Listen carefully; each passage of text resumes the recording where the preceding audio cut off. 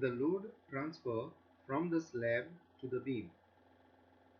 Now when we look at the slab over here,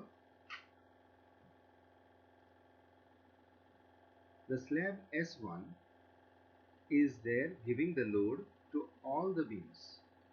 We understand that the slab is impartial.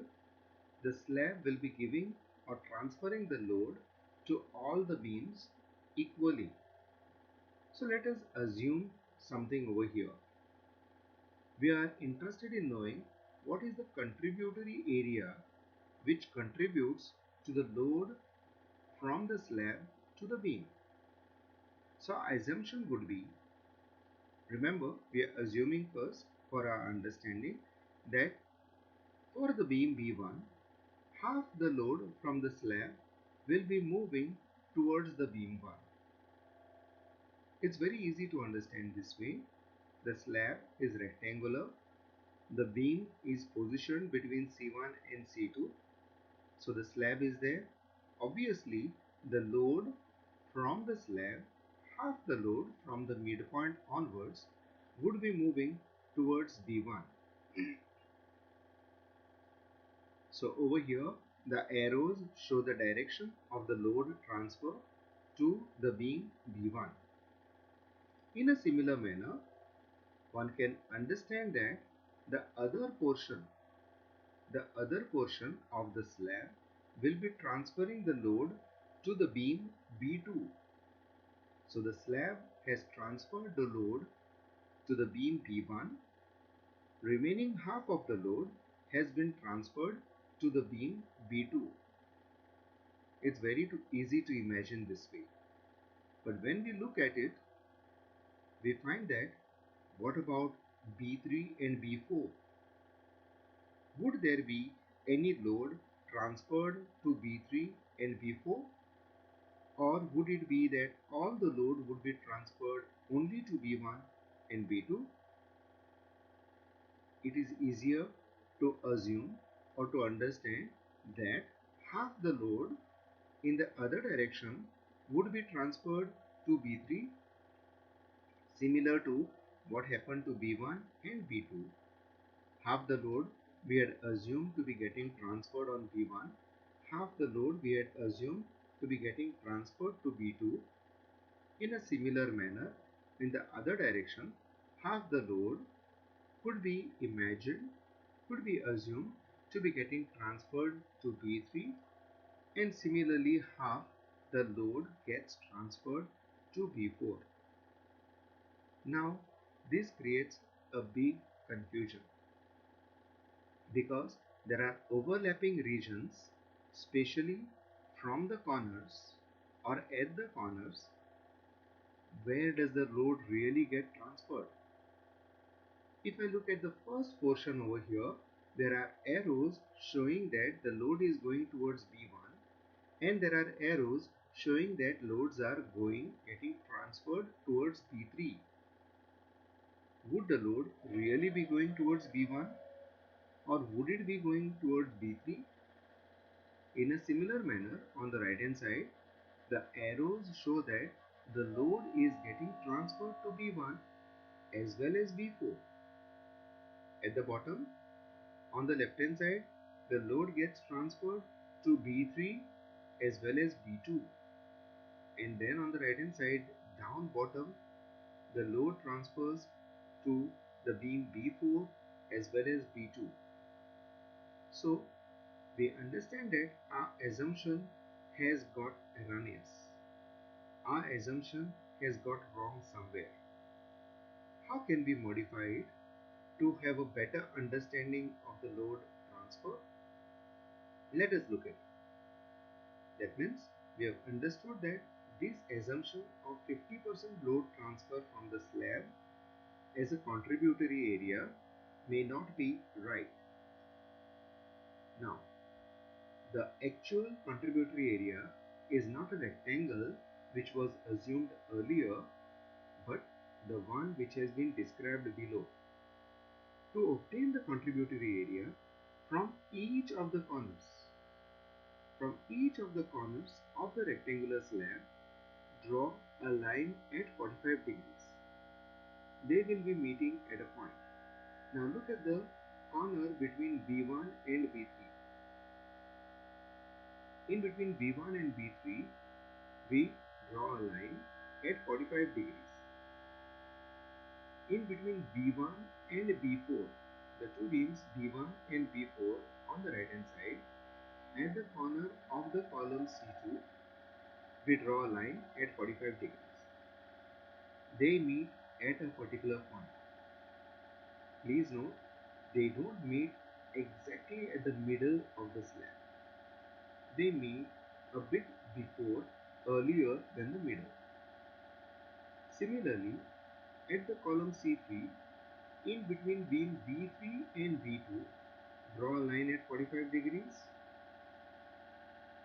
Also, draw a line at 45 degrees between B2 and B4 at the column C4.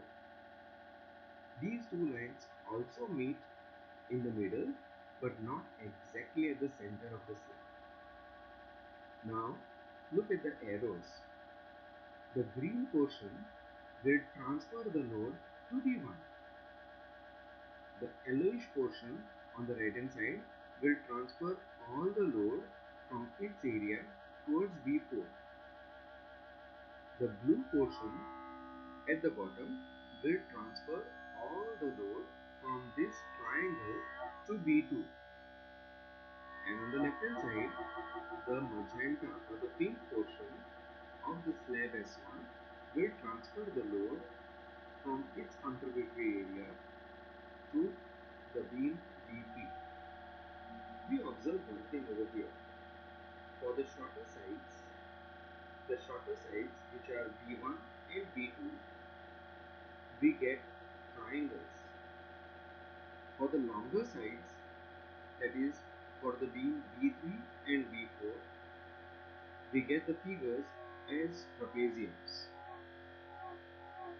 So, whenever we have two different dimensions or whenever we have a rectangular slab, the shorter sides will have contributory area as the triangle, the longer sides will have the contributory area as the trapeziums, as shown over here. Now these are the contributory areas. The load coming on in these regions respectively will be transferred to the respective beams. Just like, for example, the load from the green region, the triangular portion, that area, whatever load comes in this area, that will be transferred to B1. The load in the blue portion, the blue triangle, will transfer the load to the load coming in this region will get transferred to B2. The pink region will transfer the trapezoidal area, that load coming in this area, to B3, and similarly for B4 the load will come from the yellow area. Whatever the load is there in yellow area, that will be getting transferred to B4. Now, how much is the load coming on the beam B1? I am interested in knowing what is the total load coming on B1. The total load which is getting transferred from the slab S1 to the beam B1 will be given by contributory area A1, which is marked in green, multiplied by how much load is coming over the slab. As it was mentioned earlier, the load coming on the slab would be the live load, could be any other load, something like waterproofing load, could be the snow load, it could be its own self weight. All these loads contribute to the load intensity over the slab. That is the load coming over the slab. That is the load which would be getting actually transferred. So check the contributory area of A1, multiply it by the load intensity over the slab. We know that the area of the triangle A1 is half into base into height. So area of the triangle A1 is equal to half into, for the length B1, for the triangle A1 it is half into the length of the beam B1, because that is equal to the base of the triangle, multiplied by the height of the triangle. Now how much is the height of the triangle? We find that this triangle has been drawn, the triangle A1 has been drawn by taking 45 degrees at the corners. So if we take a perpendicular from the apex to the base, I find that at both its ends we have 45 degrees. Both the ends it is 45 degrees. Now if both the ends the angles are 45 degrees and at the midpoint it is 90 degrees, because it's a perpendicular, the distance, the horizontal distance from the corner to the midpoint would be half the length. Half the length of the beam comes to 3.5 divided by 2 equal to 1.75 meters. Since both the angles are 45 degrees, both the sides would be 3.5 divided by 2 meters. That is, the distance from the apex to the base and from the perpendicular to the corner, both are equal to 1.75 or 3.5 divided by 2. So we have area of the triangle A1 equal to half into 3.5, which is the length of the beam B1, multiplied by the height of the triangle, which is half of 3.5. Now this simplifies the calculation into area A1 equal to 1/4 of 3.5 square, which is 12.25. So the area A1 comes to 3.0625 meters square. Notice over here the area of the triangle A1 has come equal to 3.0625 meters square. Now whatever is the load intensity over the slab, say this load intensity is W, then the total load coming on the beam B1 would be this area, that is 3.0625, that is meter square, multiplied by the intensity W, that is kilonewton per meter square. Meter square gets cancelled and we get the total load as 3.0625 W. Let us look at the other calculation for the other slab. The portion A2, it is exactly same as A1 because the base length is the same, the height is the same.